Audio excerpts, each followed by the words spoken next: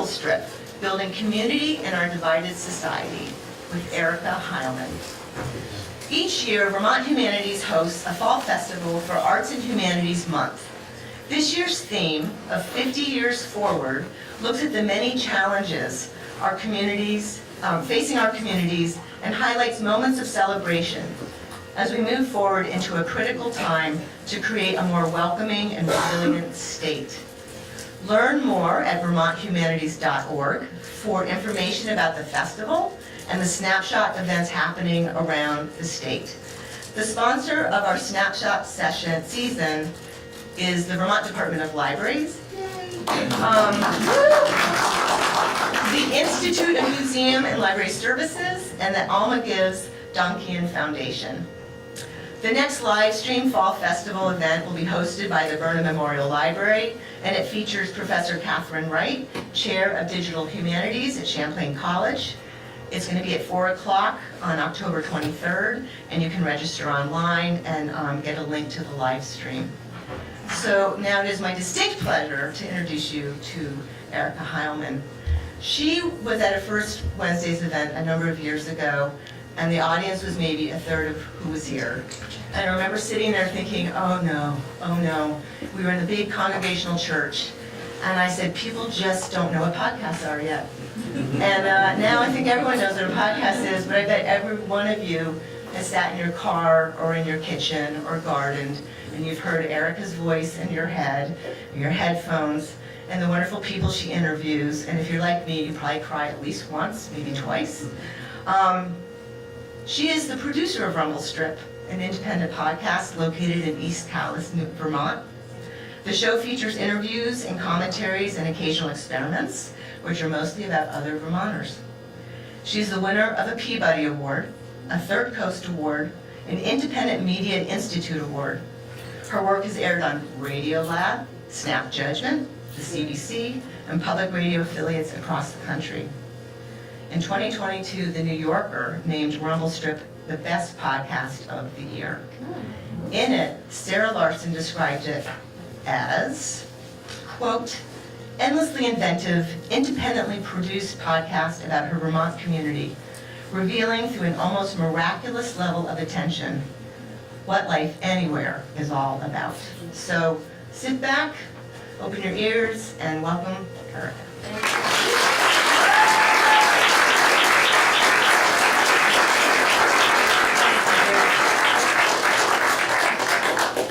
She's going to do an IT check because it never works. It's never going to work the first time. I just want to make sure.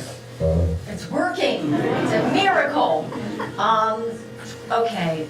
Thank you all for coming. And I thought that I would just start with an outtake from an interview. A couple of you have heard this before, but it's just important to me that you know that you're in good hands, that you know that I really know what I'm doing and what I'm talking about. So I'm just going to start there. Why does this, I mean, so there could be a signal channel for people who like to crochet. I mean, why is this community so responsive to, why, is that a question that makes sense? But why is this community so responsive in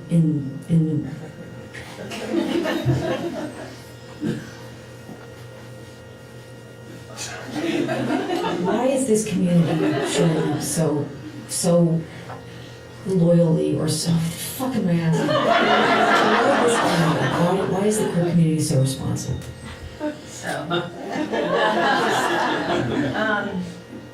So that's really what an interview actually sounds like. Yeah. So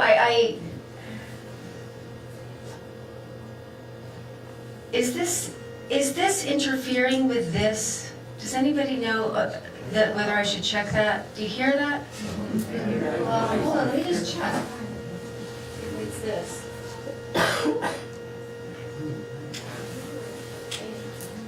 No, it's just what it is. Okay, that's fine. I just wanted to make sure that my thing wasn't interfering with your thing. So, as you know, Rumble Strip is a podcast, which is just essentially It's a radio show, but without FCC guidelines and without a livable wage. So thank you, Vermont Public, for being so my family and my home. The show is really about all the unimportant things that happen between the important parts, like, between the weddings and the funerals. It's about how we get through the day, but it's really mostly a selfish thing about how I get through the day.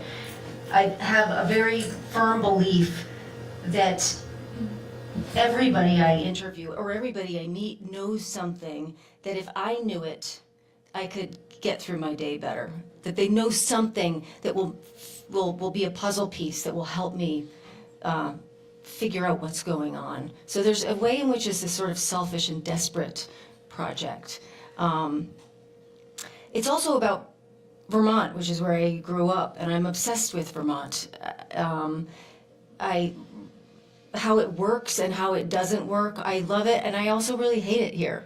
I've never been married, but I suspect that that's what happens in a marriage, is that you have to love the parts you don't like, or learn to do that, and that's how I feel about Vermont. But I feel eternally given to it, and I think that if you make stories about a place long enough, you start to see the contours of that place and the people who live in it, and its values and its habits, and how people live together, and how people live next door to each other. Vermont, it's getting better, but Vermont still gets covered, bridgified a lot. It's a pretty calendar, this place where we live.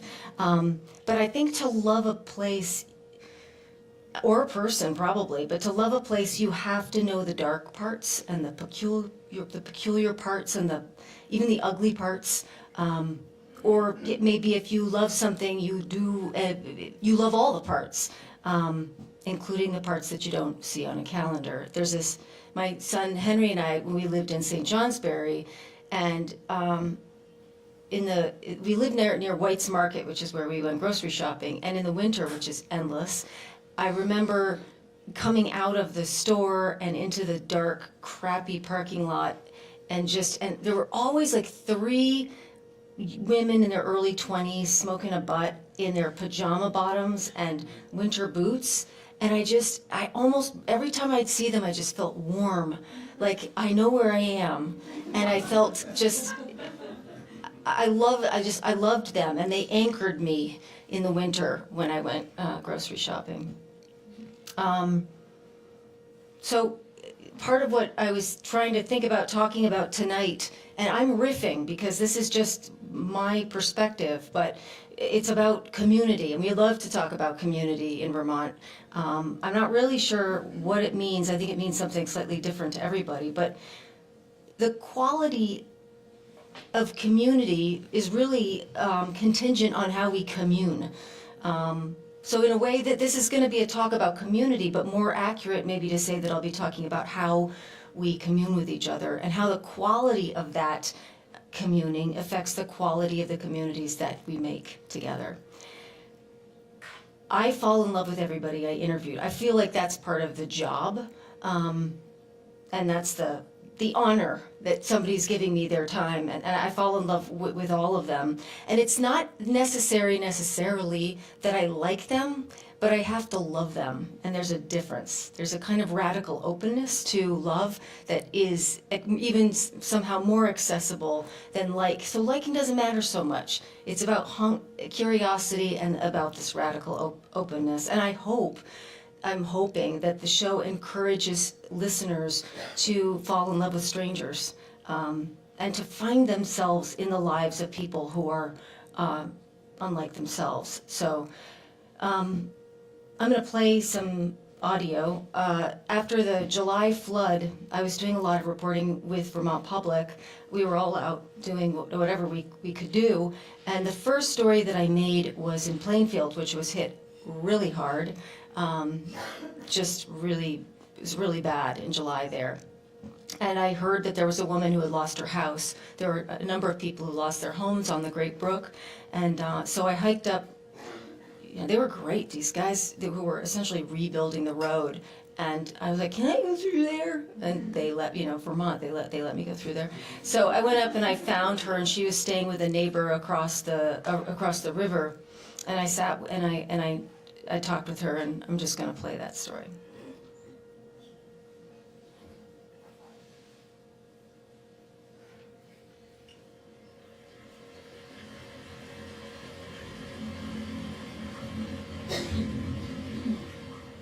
It started kind of early, like I was told, watch out, we got a flash flood warning or whatever, and I didn't really understand what a flash flood was,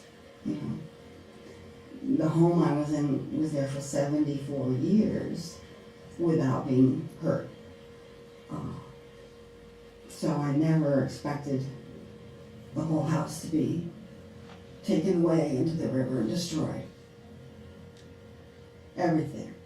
Everything that I owned for my whole life and worked for my animal, my cat, is the most important thing. Captain, he's my buddy, my best friend. And being in a house where you see the dirt, the dark water is bursting through the door. In fact, it busted the door open. So it was pouring in like spurts, huge spurts, 5-foot spurts. So fast, it was destroying everything. In fact, it tore the whole kitchen down. And I was in the back bedroom with the cat, trying to keep him safe. It's my fault, really, because I should have left a lot sooner. I didn't know where to go, but because I can't walk either. My leg, there's something very wrong with my leg. We don't know what it is yet, but I can't walk. I could feel the house getting hit every few seconds by trees and rocks, and it was terrifying. But I was calling for help for like 2 hours because I didn't hear from the fire department, and I lost my phone somehow. So I couldn't call again. And all of a sudden I could hear it ring. I put my cat up I had a ladder in the house, about 6 feet maybe, and I put my cat on the upper floor to keep him safe from all the water coming in case the door burst again. And I found the phone, and I could hear it ringing. It was this lady here, my neighbor, calling to see if I was okay. And I said, no, I'm trapped. I said, I called the fire department over an hour ago. And I said, can your sons maybe try to help me or something to get out of here? And she said, yeah, we were over. And she without her, it was just 11 o'clock at night. I'd been calling for help for 2 hours. And it was so loud, like rocks, hitting rocks constantly in the water. It was so loud, and I kept getting hit in the building, like I said, it kept shaking.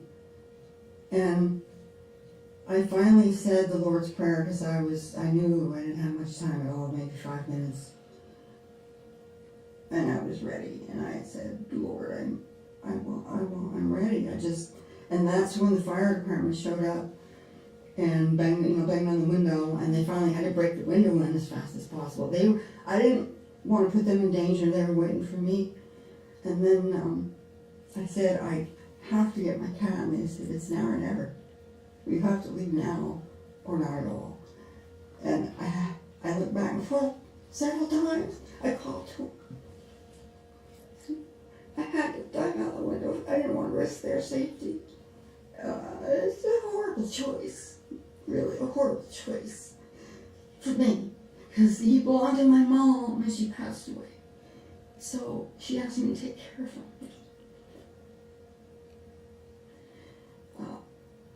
And then as we were leaving, crossing the road, walking across trees and stuff, I was calling to him, hoping he'd be right behind me. And I don't know where he is. 2 days later, almost. When did the house? We could hear it go. After we walked in here, the house went into the river, broke apart, gone. What now? God's plan? Who knows? The other thing that strikes me about this whole thing is just how bad the housing situation is. It's really bad because we got millions that shouldn't be here right now, in my opinion. In a lump sum like that, you can't handle it. No one can handle millions at a time. And someone's doing something wrong. Americans should be coming first anyway, because we're the taxpayers. That's just how I feel. But there's nothing I can do, you know? So you either trust God or you don't.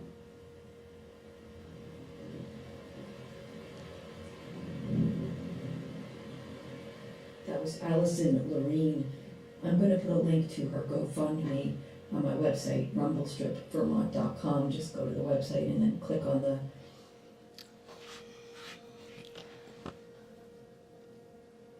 So after that story aired, I got an email from a listener that said essentially two things. It said, how dare you not challenge her on that racist assertion about millions of immigrants, and how dare you ask us to give her money? It was amazing, fascinating. It was an amazing email to get. First of all, I mean, I don't think she listens anymore because I was rather terse in my response. But you know, I don't think of myself as a reporter in any standard sense, and it certainly, I mean, the job is to reflect a community back to itself, and she lives there. So there's that.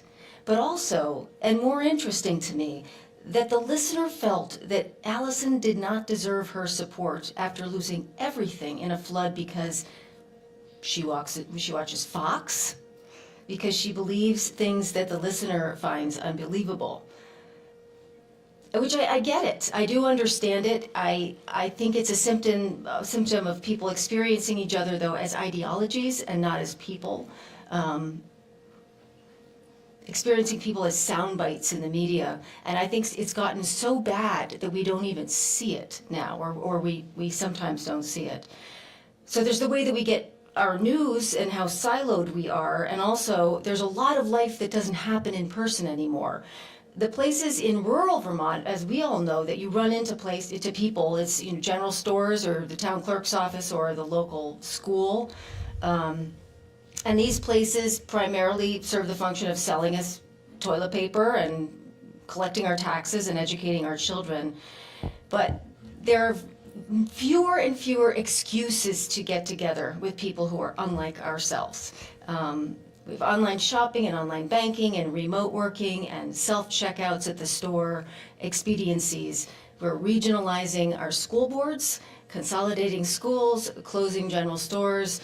Many towns are choosing to move to Australian ballot because if more people check a box on a ballot, then that's better democracy. It's more efficient, some people believe. So we love efficiency. I love efficiency, but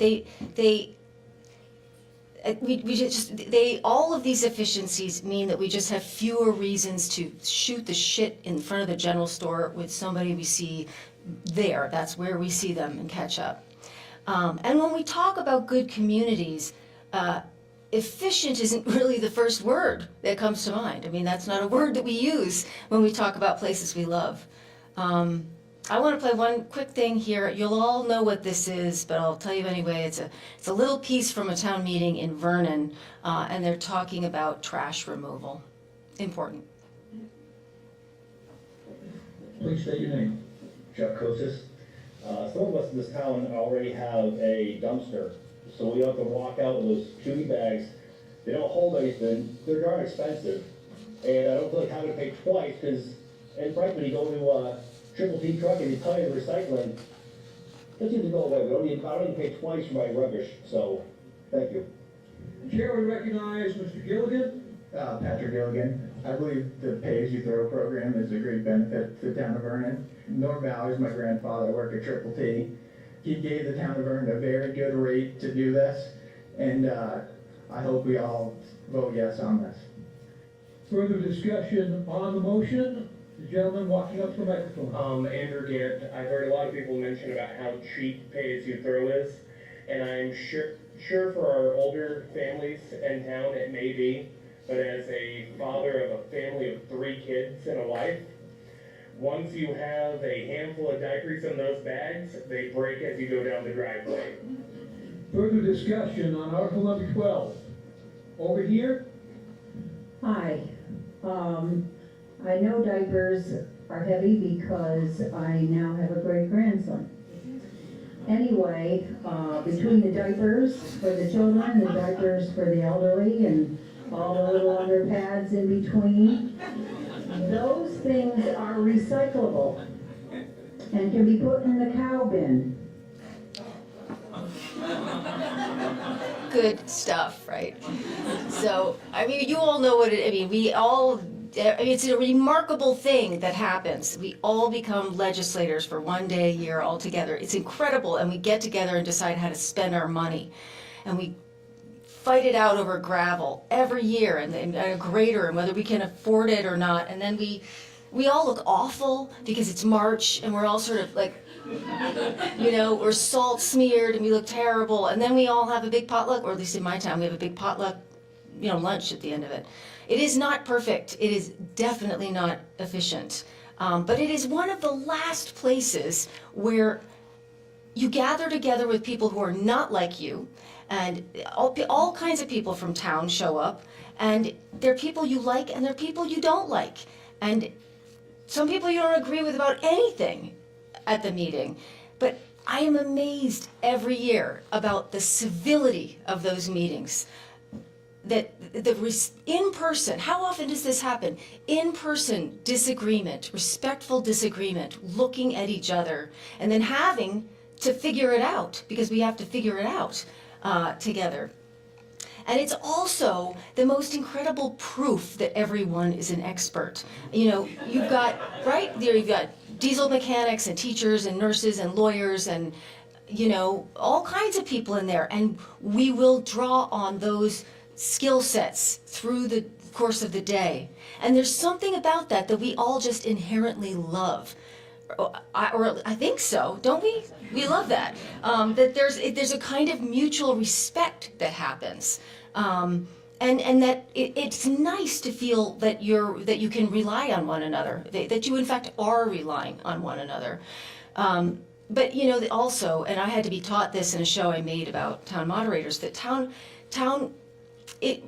meeting culture happens all year in Vermont. I mean, all of our towns are run by volunteers. The select board and the cemetery commission and the zoning board and all of these boring committees, right, are run by us. And that's how things move, which means that at least once, for everybody gets hit up. I'm sure all of you have been hit up to be on one of these committees. And your number gets called and you have to do it. But that means that every month you are sitting in a room with people who, once again, you don't necessarily like or agree with, and you have to put aside your differences. But the other thing is, you realize that you actually do like people who you don't agree with. You know, it's kind of surprising. You realize how much more you actually have in common. And this could be somebody you don't agree with about anything, but they become sympathetic to you. So that's social capital, right? That's the glue that holds us all together. And that's why we are so good at crises. So when the floods come, our towns generally know what the hell to do, because we know the select board, we know his or her phone number, we know who has an excavator and a dump truck and who might be willing to haul it out. We know that there's somebody who might be able to fill out all those FEMA forms. And so there are practical reasons why it's good to live in a place where there is strong social capital, but it also means that you know where you live. It means that you don't just live in a house on the side of a road. You live in this house on this road. And you're not just shuttling in your car between your house and your friend's house, or your house and the houses of people somewhat like you. You sort of know that you are somewhere. And that's a profound thing that not everybody gets to feel.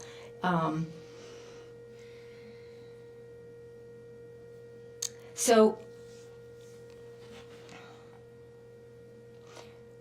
I think that I don't want to get sort of woo about it, right? But I feel like there's a magic to this. I don't know what the word is for it, but I feel it every year at town meeting. There's a kind of just a profound, there's something where we all draw together And there's just this profound mutual respect that happens that feels very rare and very precious to me.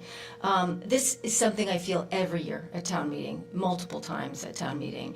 I'm going to play another segment. This is from a show I made about town moderators, and this is my friend Kelly Green, who is the town moderator in Randolph.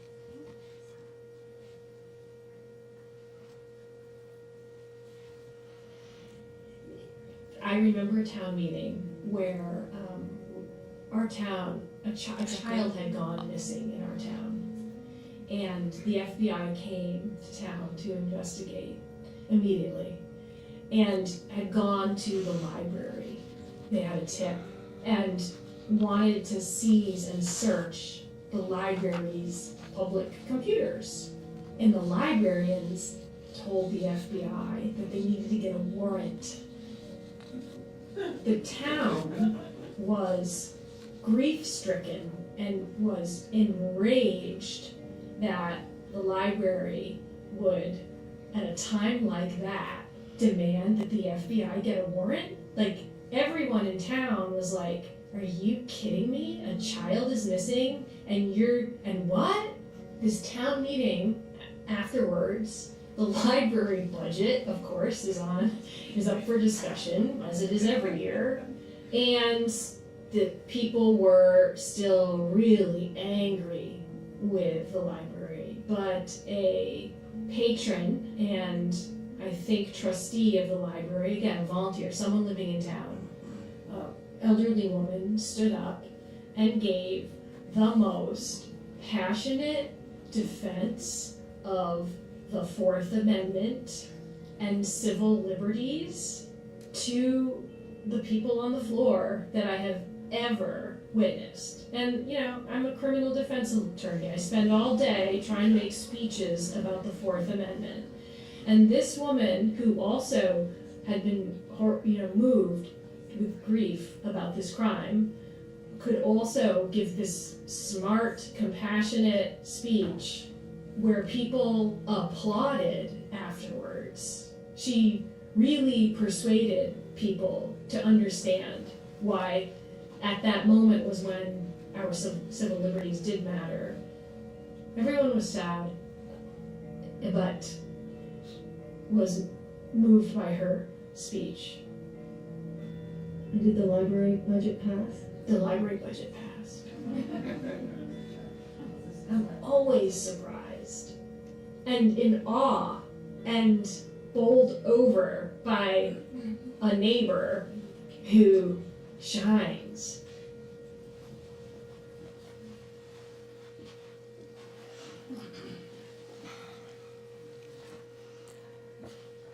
So what I love about my job, it's amazing that I get to have this job, is that is exploring all the worlds in Vermont that are all layering up on each other. And one of the best parts about living in rural Vermont is that most towns are still not monochromatic, or people who have a lot are living next to people who don't have a lot.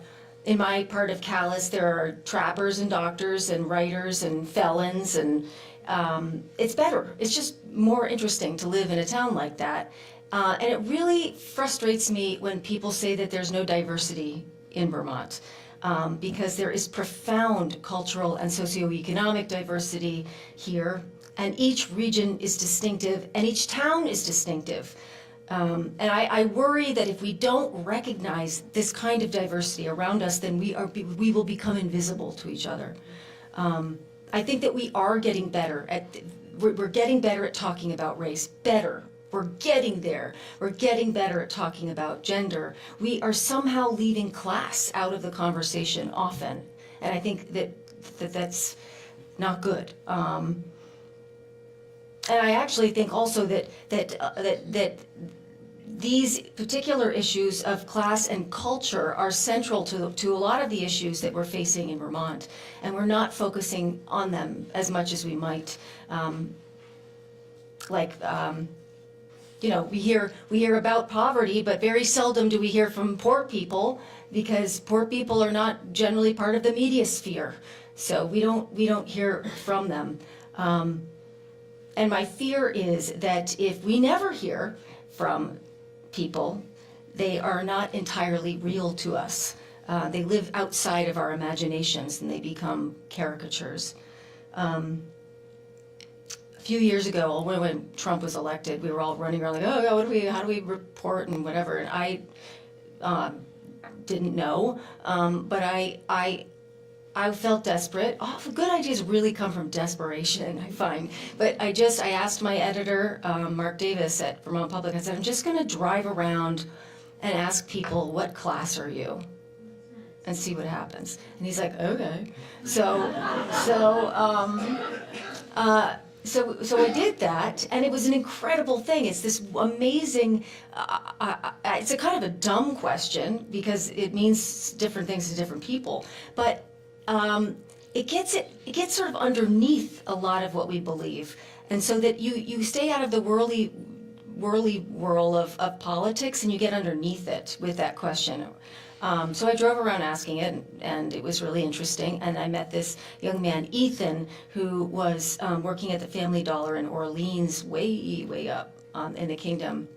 And this is a cut from a story that we made together. And early in this is just a piece of it. But early in the interview, I asked him what his dreams were, and he had said that he wanted to own a pizza shop.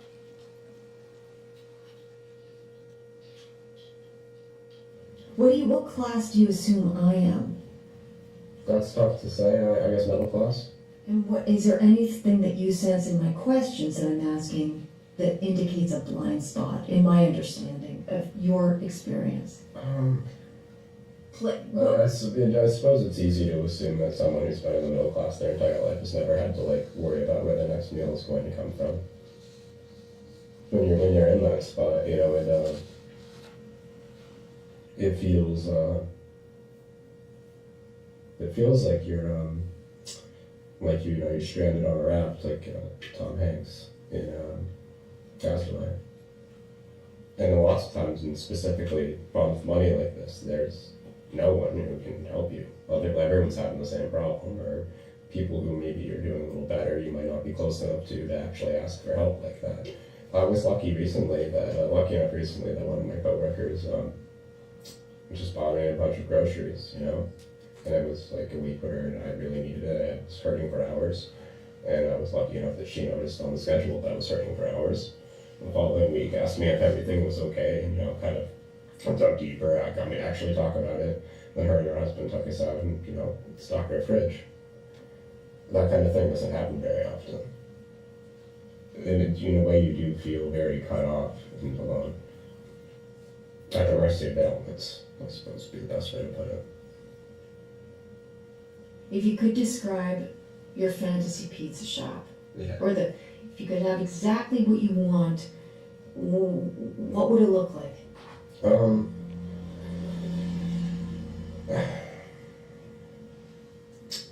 It would be, I don't know, it would be full of people. I just want it to be a place where people could gather. And a place where people look forward to meeting, having a sense of community there. Getting a little emotional, right? Why? I guess because I don't really talk to people about dreams or aspirations or anything like that very often. I don't even let it seem real to myself very often. Your vision has to do with making a place where people can be together. There's nothing like that around here, really. Where do people go to gather at the American Legion bar? It's sad. I look at the people that are my age in this area, not necessarily people I know, but people that come into the store and I see around and stuff like that. And the number of them that are not doing well for themselves when it comes to drugs and stuff like that is really troubling. It's you want to say I expect better of my peers, but at the same time, there's nothing for them to do. And that stuff's easier to obtain than, legitimate good time. At your pizza place. Hopefully someday.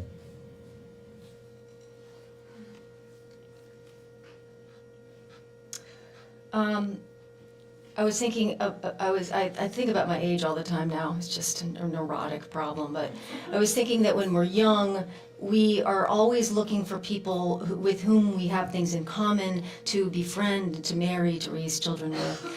But now that I'm old, I realize that the quality of my interactions with all the other people is a huge part of the quality of my life.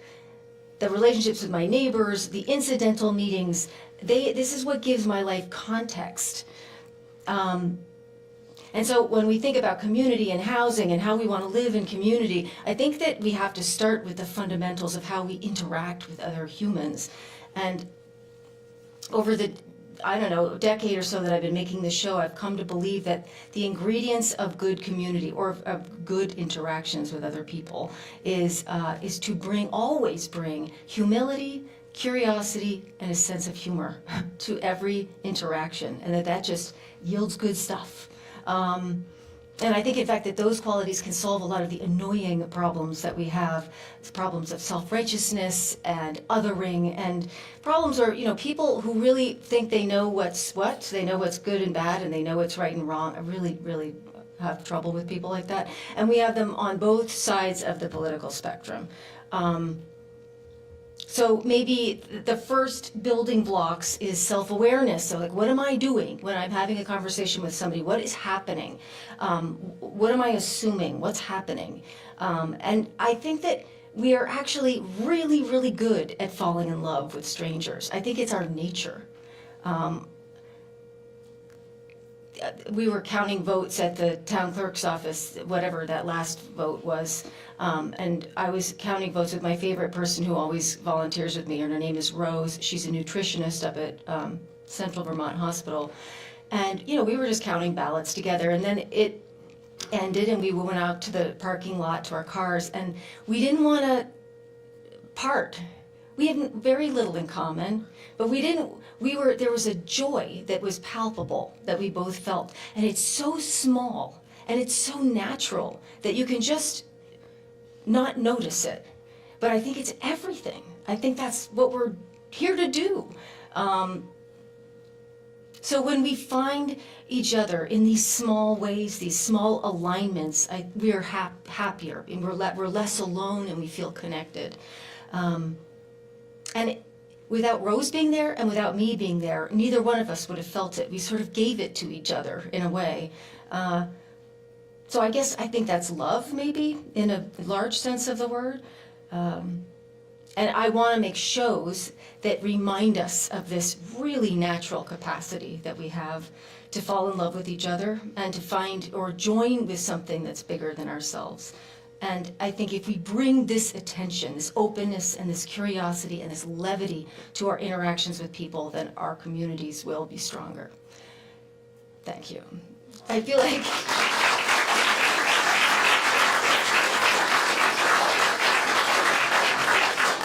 It occurred to me as I was that I'm talking about things I care about and I think about, but I also am just the only thing that I'm an expert in is boop, boop, beep, beep, is actually making podcasts. So that was really, I realized, God, I'm really veering out to foreign territory. So anyway, it was a riff. So I guess now is questions and answers. Does anybody have a question? Yes. Was there a decisive moment when you decided to practice radical openness? That's interesting.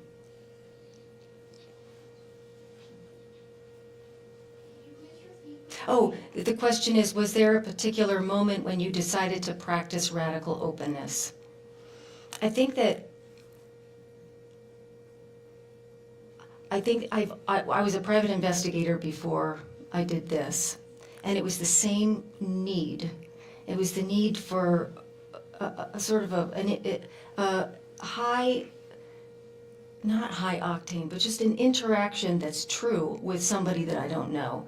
Because there's something in that feels like useful to do. So I was doing it in a different capacity, but that was still the same thing. And I remember standing at the door, sometimes kind of scared, knocking on the door, looking for a witness or whatever, and feeling like I was preparing myself for that radical openness that whatever happens here, what I want is for you and for me to have an augmented experience because of each other.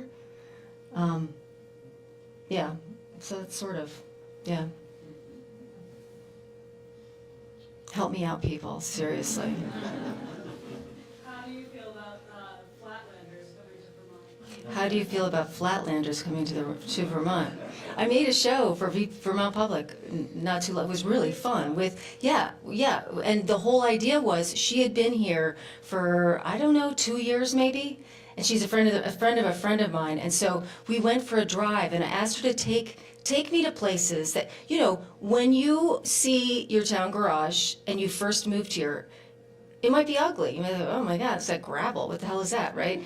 But after you've been here for a little while, the dump, the town garage, these things begin to have context. The Dollar General, there's somebody I love who works there in Hardwick, and so I feel friendly feelings for the Dollar General. And so I wanted to get her sense of that, like her growing context of the place. And also her perspective on humility, like what was scary about coming in, and how did you listen? And it was I want to do more stories like that. So I guess my feeling is, I don't have any strong feeling about it, except for there's so much potential there, but there has to be recognition on everybody's end that there's work to do, that you have to show up and check yourself. Everybody, like your new judgment, you know, or like you have a shitty car in your front yard judgment, right? You say, well, I wonder how you got there, you know, and I wonder how you came here. Again, it's like it protects us, that curiosity. That's kind of a non-answer, but that's what I'm going with.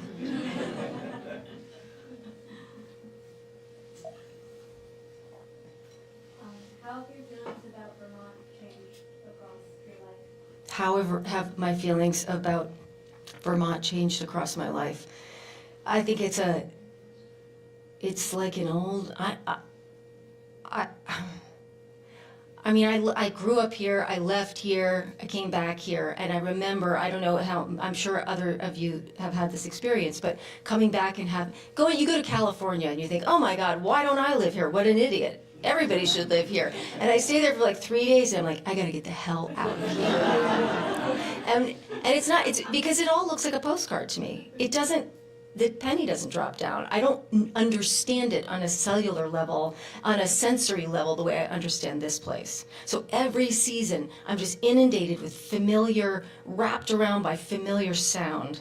And it's mine, right? It feels like where I belong. So I feel like that has just grown. And making these stories I've learned so much that I didn't know about this place. PI work too. I mean, there's a whole Venn diagram circle. There are a lot of Venn diagram circles that do not touch in this state. And you learn that when you're a PI. You learn that if you're a public school teacher. You learn that if you're a nurse. And that was really humbling and really interesting to learn. And this making these stories does that for me all the time. Yeah. I have a question. You mentioned the dark side of Vermont, and I have a question about the dark side of community, which can be like the tendency to excommunicate or to turn in on itself in ways that ostracize and can be cruel and dehumanizing, and I think probably with the intent to protect whatever people think the nature of their community was. And I wondered if you'd be willing to speak to that a little bit. I don't think that being cruel and dehumanizing is an urge to protect oneself. I mean, maybe it is, but it's just cruel and dehumanizing. Like, I don't have any insights on that, except for that's not good news, and I don't have any sympathy for it, I guess. I mean, what comes to mind immediately is Hardwick. I started an organization with a couple people there called the Civic Standard, and there's a lot of constant negotiation between sort of the old guard and the new people, and the old guard and the new people, and like, are we going to have iceberg lettuce or a mixed green salad? And these are big deal ticket items. And so it's just, to me, there's got to be willingness to practice And again, mutual curiosity, I find, and now this is going to sound like pandering maybe, right? But I find that it really takes one person to decide to be actively curious, to be like, no, just want to know who you are and what you're about. And that starts, it just like hits the pinball in a different direction. It doesn't excuse it. Like people being assholes, I just don't have any time for that. But people being insular and like this, there's lots to work with there. Lots. And again, it's called curiosity. Who are you? What is that? Can I stop by? So, I mean, people are farmers all over the place. Like, if you've stopped in and just walked in the barn and be like, I just wanted to see. My name's Jan. You know, like, curiosity can help a lot. But again, nastiness, I don't know the solution to that.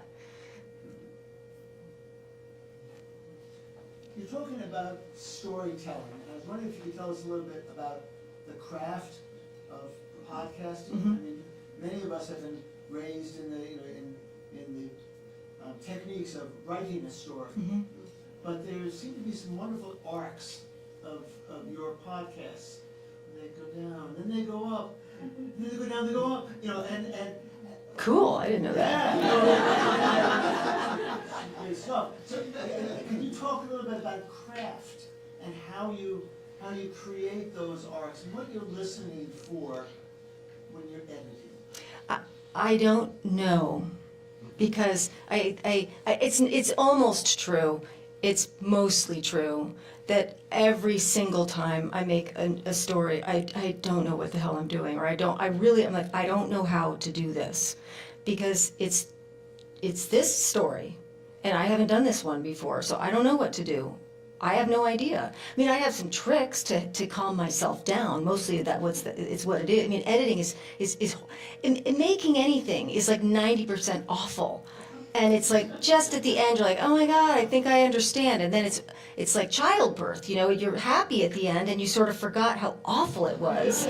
So I don't really know. I mean, a lot of it is just sound, like, oh, that sounds like that goes with that. And sometimes you hear and you're like, oh, that's the beginning of something. Or, oh, that's the end of this show. And that can inform what comes before.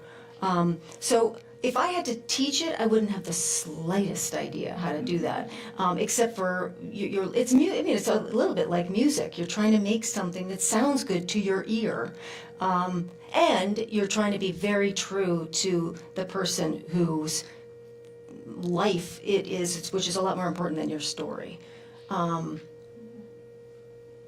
So I gave you nothing there, really. I mean, I can tell you how I do it, but it's kind of boring. Like, I just cut it up into teeny little pieces and paste it all over my house. And then I walk around and I go, oh yeah, and I start making categories and thinking, oh, I see that it's about sort of this, this, and this. And sometimes that works, and sometimes I have to start over and try something else. So I'm sorry, that was a bummer answer. That sounds familiar. Exactly, it's awful is the answer. Yeah, yeah. What are some or all of the tips and tricks that you use to soothe yourself going into it? Oh, that's a great question. You mean, how do you calm yourself down? It's well, and if you again, everybody, it's the same for everybody who makes things. I think there's an existential crisis that comes. There's the interview, which is its own thing and it has its own excitement, and then there's the logging, that's the first way that you protect yourself. You have to know what it is, so you need a Bible. You need to write it all down and then break it all up, and all the while you're doing that, you're remaining calm because you don't know what the hell you're doing or what it's going to be, but you know you have to do this. So that's a way to, and what you're doing is falling into the tape, which you have to do anyway. So you have to listen to it over and over and over and over and over again. But then what comes is a lot of weeping. And then you have like 3 friends who pick up the phone and you're like, I just don't think that I can do it this time. And they say, tell you, I mean, they roll their eyes and they talk you down. Both of the people are, I have a couple radio, but a couple writers who I do that with, and they just take it down. You just have to keep going. You get in the goddamn pool and you stay in the pool until you get out of the pool.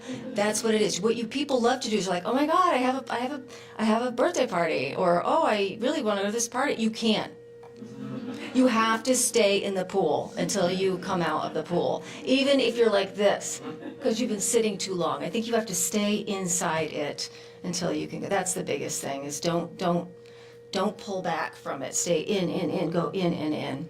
The other thing is, it's not going to be perfect. It may not even be good, but that's okay, because it's all just one long science project, and then you die.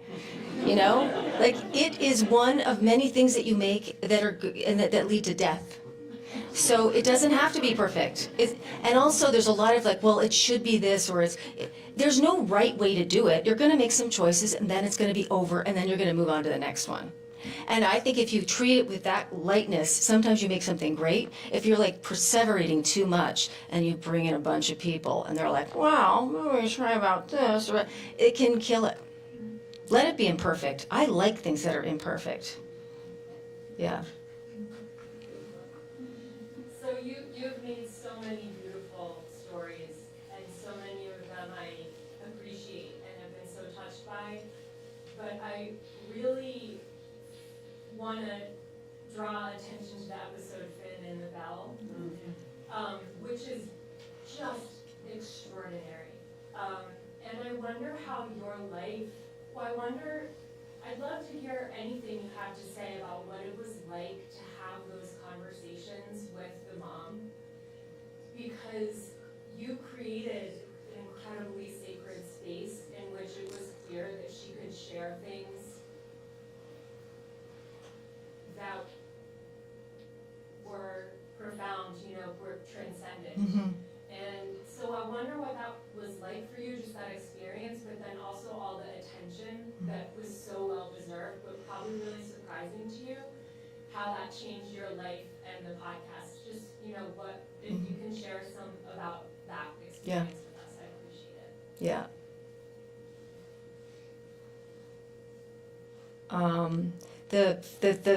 The end of that story, which I believe is the closest thing I've ever heard to my understanding of God. Like whatever the word is, you use whatever you want, but for me that describes something that feels very like familiar but true.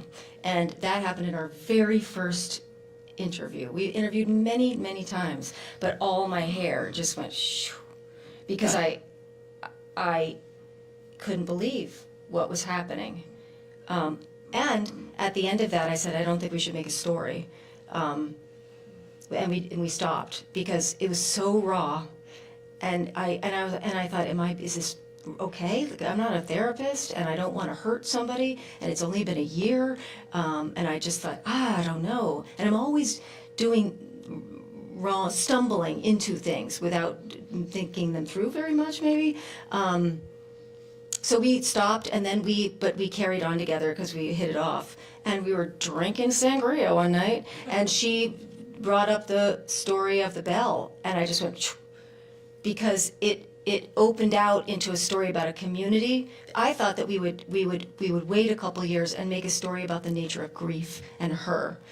But when she told me the story about the bell, it suddenly felt like, oh, this is about a whole town, and that we then waded back in together. It was a nightmare, the success of that show on many levels. It was I was dissociative. I felt like I hadn't protected her properly. I had no idea. She was getting hundreds of letters, like Tara Hardwick, and they were getting to her. And I felt responsible. I felt like I hadn't anticipated that or protected her from that. Though she also wanted it. It was cathartic for her, this whole experience. But it was cathartic to make it. And on some level, I think she thought he was alive as long as we were making this story. And would I do the story again? I don't know. Although Tara is one of the most emotionally intelligent people I've ever known, and she's a rock star. I mean, she's like, let's do something. She's feisty. She likes to mix it up. So, I mean, she's the one, she was her idea to make this story. She came up to me in a parking lot. I was like, hey. But yeah, it was very, the whole reaction to the story was wonderful. But the other thing is, it's like, oh, your ego is just, it's a wonderful hit for your ego. But when you get that hit for your ego, you feel it, and then it's empty. And then there's this hollow, because there's nothing there. And so you're like, what is happening? So there was a lot of not being able to understand what's real or what's ego and then what's substance. And the substance was in the making of it. As always, right? It's in the process of making it, and the process of playing it for the people for whom it impacts. That's substance. But when it goes out to the wide world, I mean, my listeners or the people who listen to the show, I feel tight community. I feel like there's a lot of back and forth. So that feels real to me. But just out into the ether, that's not as meaningful as playing it for Hardwick or for Tara, you know? So I want to be careful of your time. Oh, wrap it up. Okay. Is that good? Does anybody have any other? Can I just ask? Yes. Well, I like it that you just mentioned she came up to you in the parking lot. Like, how often do your stories come up to you in the parking lot? Or is it more often than you see them? It's a lot. There's a lot of parking lot moments. I mean, the thing is, we live in a small place and we're all kind of connected. So you're like, oh, you should talk to my cousin Jim, you know, or you meet somebody in the barn when you're with Boris Foster, and it's just a long, what is that game? You know, one thing leads to another thing. And then there are days where like, I have no more stories. I'll never find another story. And there's panic, like sheer panic. Yeah, exactly. Help me. Right. Yeah, so there's that too. Yeah. Yeah, sorry. Will there be more music? I mean, Total Eclipse of the Heart. Yeah, I know. It was really good. Yeah. Is on constantly. Yeah. Thank you. I agree. I don't know what to say about that, but I should do a lot more singing. Total Eclipse of the Heart. I should actually just make that show over and over again with new friends and new recordings. Yeah, no, I gotta get back to more musical. I wanted to make a musical forever. I tried to do it with Scott Carrier, and he wouldn't sing, it was kind of a fail, that show, but I like it. It was a great interview. But then I wrote the songs based on the interview, and then I sang the songs, and it's kind of clunky, but I don't know, it's kind of, again, it's imperfect, but it was fun, and it's got something to it. You don't have to love all of it. Yeah. Thank you all a lot for coming. And thank you, Lucinda and Jacob, so much, and Sierra, and my son Henry.